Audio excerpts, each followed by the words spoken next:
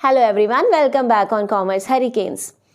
आप सभी का कभी ना कभी किसी ना किसी से झगड़ा तो हुआ ही होगा, चाहे आप फैमिली मेम्बर्स के साथ झगड़ा कर लेते हैं या आप अपने फ्रेंड्स के साथ किसी बात पर आपका बहसबाजी हो जाती है, या अगर आप जॉब कर रहे हैं तो अपने कलीग्स के साथ भी किसी बात पर आपकी बहस हो जाती है ना। इसी बहस को कॉन्फ्लिक्ट कहा जाता है, यानी जब किसी एक पॉइंट पर लोगों की राय मिलती नहीं है, वो आपस में बहस करते हैं। कोई अपने आप को इंपॉर्टेंस ज़्यादा देता है, कोई दूसरे की बात को मान लेता है। कई बार हम कहते हैं ना कि चलो ठीक है भाई, बहुत हो गया, तू जैसा चाहता है वैसा कर ले, ठीक है। और कई बार ऐसा होता है कि हम सोचते हैं नहीं जी, मैं ज़्यादा सही बोल रहा हूँ, मैंने जो कहा वैसा ही होगा, बाकी किसी की बात नहीं मानते आप, ठीक है।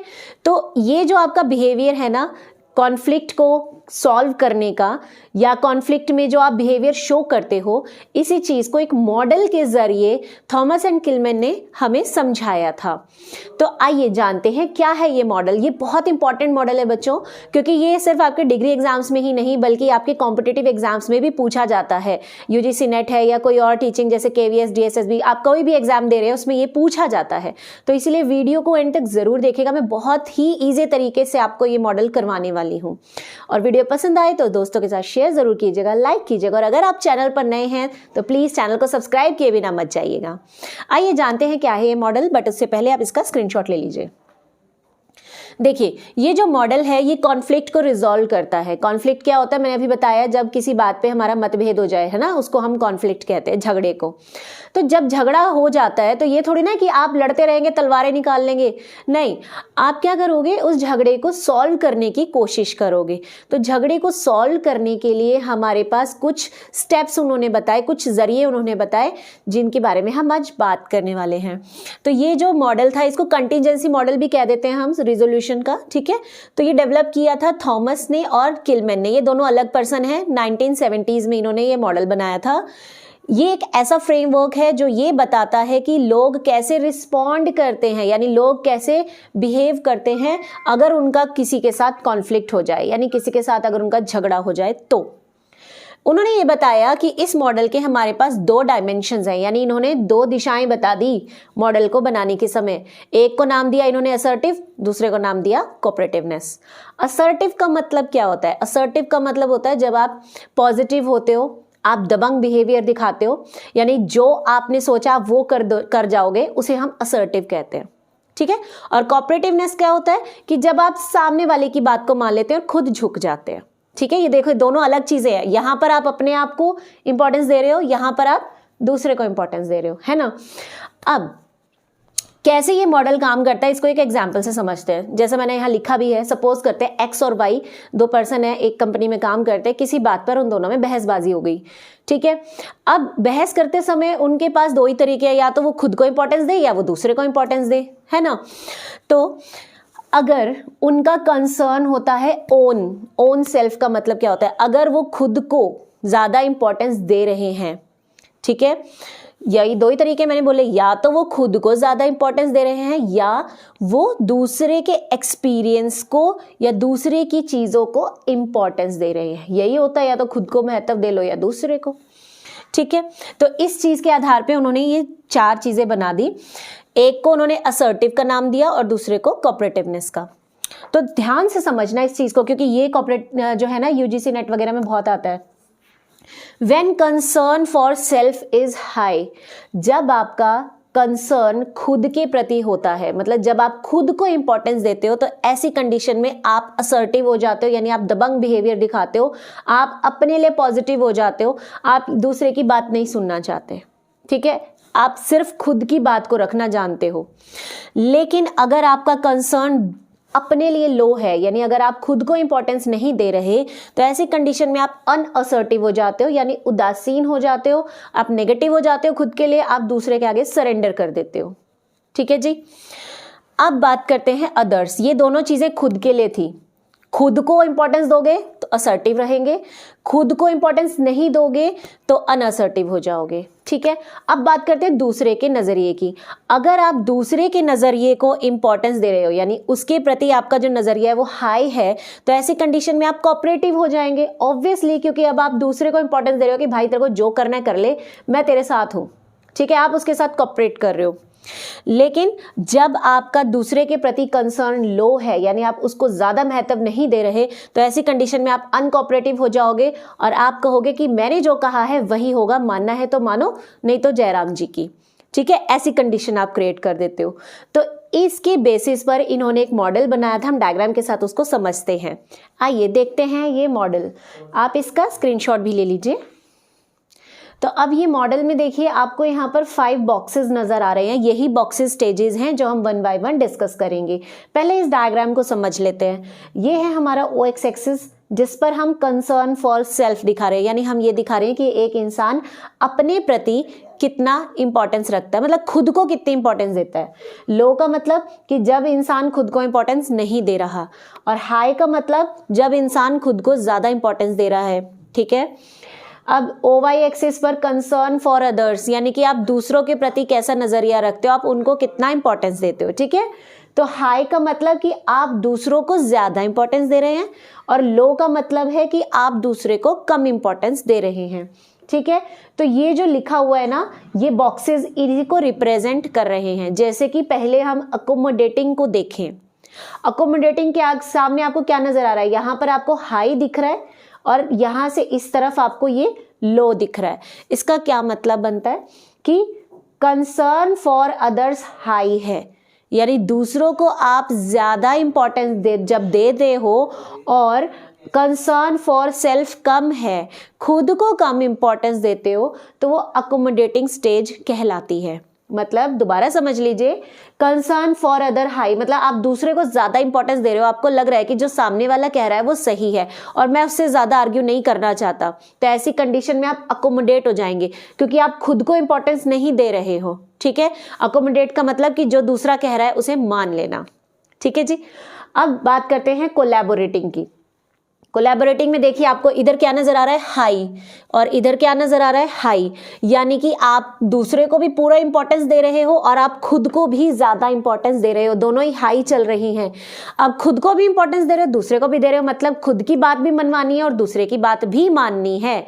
तो क्या होता है ऐसी सिचुएशन में, दोनों आमने सामने बैठते हैं और वो बात करते हैं कि भाई इस प्रॉब्लम का कोई ऐसा सोल्यूशन निकालो जिससे मेरा भी फायदा हो और तेरा भी फायदा हो। ठीक है, दोनों की बात मानी जाएगी। इसके बाद आता है थर्ड स्टेज, जिसे हम बोलते हैं अवॉइडिंग। ठीक है, यहां मैंने लिखा भी है, मैं इसको ये भी समझाऊंगी आपको। अवॉइडिंग स्टेज क्या है, यहाँ इस बॉक्स के आगे आपको लो नजर आ रहा है और इधर इस वाले एक्सिस पर आपको ये लो नजर आ रहा है, यानी कि आप दूसरे को कम इंपॉर्टेंस दे रहे हो और आप खुद को भी कम इंपॉर्टेंस दे रहे हो, यानी आप सिचुएशन से भाग रहे हो, आप उसे अवॉइड कर रहे हो, आप कॉन्फ्लिक्ट में पड़ना ही नहीं चाहते। आप कह रहे हो जो करना है जैसे करना है, दूसरे देखे, मुझे कोई मतलब नहीं है, ना तो मैं खुद को इंपॉर्टेंस दूंगा ना उसकी बात को। ये सबसे खतरनाक स्टेज है, क्योंकि यहां पर आप सिचुएशन से भाग रहे हो, सोल्यूशन नहीं निकाल रहे हो। ठीक है, इसके बाद आती है कॉम्पिटिंग। देखिए कॉम्पिटिंग स्टेज में यहाँ क्या नजर आ रहा है आपको, हाई, और यहाँ क्या नजर आ रहा है, लो, यानी कि आप खुद को बहुत ज्यादा इंपॉर्टेंस दे रहे हो और दूसरे को बिल्कुल भी इंपॉर्टेंस नहीं दे रहे। ऐसी कंडीशन में आपकी ईगो आ रही है। ठीक है, आप ईगोस्टिक हो चुके हो, आप अपनी मर्जी मनवाना चाहते हो, आप दबंग हो, दूसरे को आप दबाना चाहते हो, आप सिर्फ अपनी बात को हाई रखना चाहते हो। ठीक है, अब इन चारों के बीच में एक है कॉम्प्रोमाइजिंग स्टेज, जो ये बता रही है कि आप कॉम्प्रोमाइज कर रहे हैं, मतलब आप बीच में हैं, कहीं ना कहीं बीच में लाई कर रहे हैं, यानी कुछ इंपॉर्टेंस दूसरे को दी है और कुछ इंपॉर्टेंस खुद को दी है। ठीक है, तो ऐसी कॉम्प्रोमाइजिंग स्टेज आती है। अब आपको लग रहा होगा कि यहाँ पर भी तो हमने यही किया था, जो हमारा कोलैबोरेटिव था कि इसमें इस खुद को इंपॉर्टेंस दी थी और दूसरे को भी इंपॉर्टेंस दी थी, तो इसमें और इसमें क्या फर्क है ना, लग रहा होगा। तो ऐसा नहीं है। देखिए कोलैबोरेटिंग में क्या होता है कि आप दूसरे की भी बात मान रहे हो, अपनी भी बात मान रहे हो, कुछ ऐसा सोल्यूशन करोगे जिससे दोनों का फायदा हो। ठीक है, आप अपने जो बात है ना उससे पीछे नहीं हट रहे हो। ठीक है, कोई तीसरा ही सोल्यूशन निकाल रहे हो जिससे दोनों का बेनिफिट हो, दोनों की बात मानी जाए। लेकिन कॉम्प्रोमाइजिंग में क्या होता है, कॉम्प्रोमाइजिंग में कुछ बातें आप छोड़ देते हो कि चलो ठीक है, अगर मेरे 4 पॉइंट्स हैं तो इन 4 में से मैं 2 पे तो एग्री कर रहा हूँ, 2 मैं तेरी मान लूंगा, ठीक है। मैं अपनी 4 मांगों में से, जैसे होता है ना कि किसी चीज़ पे फैक्ट्री में फाइट हो जाए तो यूनियन और मैनेजमेंट के बीच में मिलना जुलना होता है, तो मैनेजमेंट कहती है हम तुम्हारी सारी बात नहीं मानेंगे, कुछ बातें तुम हमारी मानो, कुछ हम तुम्हारी मानेंगे, ठीक है। तो जहां पर कॉम्प्रोमाइज हो जाए, मतलब कुछ बातें हमारी मानी जाएंगी, कुछ बातें उसकी मानी जाएंगी, अपनी कुछ बातों को छोड़ना पड़ेगा, सामने वाला भी अपनी कुछ बातों को छोड़ देगा, तो वो होगा कॉम्प्रोमाइजिंग स्टेज, ठीक है। यहाँ 50-50 रहता है। क्लियर हो गया? नहीं सॉरी, क्लियर हो गया ना। तो अब हम बात करते हैं इसकी एक्सप्लेनेशन की। तो जैसा कि हमारा अकोमोडेटिंग स्टेज मैंने आपको बताया, इसमें क्या है, हमारे एक्स एंड वाई वाला एग्जांपल चल रहा था।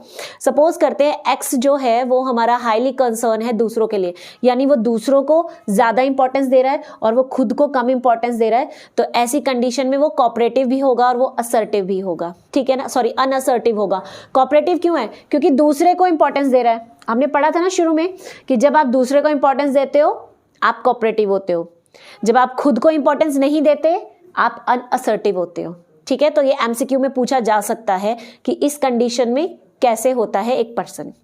सेकंड कंडीशन आती है कोलैबोरेटिंग, जिसमें हमने क्या पढ़ा था कि अगर एक्स जो है वो खुद को भी इंपॉर्टेंस दे रहा है और दूसरे को भी दे रहा है, तो ऐसी कंडीशन में वो एक ऐसा सोल्यूशन निकालेगा जिससे दोनों का फायदा हो जाए, ठीक है। दोनों का फायदा होना यानी कि आप हाईली असर्टिव भी हो और हाईली कोऑपरेटिव भी हो, क्योंकि आप खुद को भी इंपॉर्टेंस दे रहे हो और आप दूसरे को भी इंपॉर्टेंस दे रहे हो। तो इस स्टेज में आप असर्टिव भी हैं, ठीक है, और कोऑपरेटिव भी हैं। इस स्टेज को एक और नाम से जाना जाता है win win stage. Win win stage का मतलब कि दोनों की बातें मानी गई, दोनों की जीत हुई है, दोनों में से कोई भी हारा नहीं है। पहले तो मैं आपको सॉरी बोलना चाहूंगी क्योंकि मैं बार बार स्टेज वर्ड यूज कर रही हूँ। ये कोई स्टेज नहीं है, ये मोड है, यानी तरीका है कॉन्फ्लिक्ट को सॉल्व करने का। बाय मिस्टेक मैं इसको स्टेज बोल रही थी। अब हमारे बात क्या है कि हम यहाँ पर कर रहे हैं अवॉइडिंग मोड, यानी आप अवॉइड कैसे करते हो, जो मैंने आपको बताया कि जब आप दूसरे के प्रति भी कंसर्न नहीं दिखा रहे और खुद के प्रति भी आपको कोई कंसर्न नहीं है, ठीक है। तो ऐसी स्टेज में हम क्या होते हैं, अनअसर्टिव और अनकोऑपरेटिव। अनअसर्टिव क्यों हुए? क्योंकि हम खुद को इंपॉर्टेंस नहीं दे रहे। मैंने स्टार्टिंग में बताया था जब सेल्फ को इंपॉर्टेंस नहीं देते वो अनअसर्टिव होता है, और जब हम दूसरे को इंपॉर्टेंस नहीं देते तो वो अनकोऑपरेटिव हो जाता है, ठीक है। ये वाली जो स्टेज है ये डेंजरस मानी जाती है। नेक्स्ट आता है कॉम्पिटिंग स्टेज। कॉम्पिटिंग मैंने आपको बताया कॉम्पिटिशन है कि आप अपने आप को ज्यादा इंपॉर्टेंस दे रहे हो और दूसरे को कम दे रहे हो, ठीक है। इसको हम आई विन यू लूज वाली मोड भी कहते हैं। आई विन यू लूज मतलब कि मैं जीतूंगा और तुम हारो, ठीक है। आप अपनी बात को सामने रख रहे हो। ऐसी कंडीशन में आप बहुत असर्टिव हो, खुद को पॉजिटिव रख रहे हो, लेकिन आप दूसरे के साथ अनकोऑपरेटिव हो, ठीक है जी, समझ आ गया। अब आती है कॉम्प्रोमाइजिंग, जहां पर आप मिड में आ जाते हैं, यानी कुछ बातें तेरी मानेंगे, कुछ बातें मेरी मानी जाएंगी। तो ये क्या है, गिव एंड टेक सिचुएशन, ठीक है। एक हाथ लो एक हाथ दो, दोनों, ठीक है, इस तरीके से।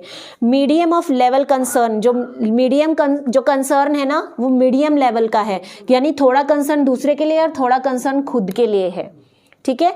तो ये था हमारा मॉडल जिसमें हमने देखा कि किस तरीके से एक पर्सन कॉन्फ्लिक्ट्स को सॉल्व करता है, अपना बिहेवियर शो करता है। इस स्टेज में पर्सन कोऑपरेटिव है, अनकोऑपरेटिव है, असर्टिव या अनअसर्टिव क्या है, ये आप मुझे कमेंट सेक्शन में बताएंगे, क्योंकि मुझे पूरी उम्मीद है अब आपको ये मॉडल अच्छे से समझ आ गया है। अच्छे से पढ़िए, bye bye, have a good day.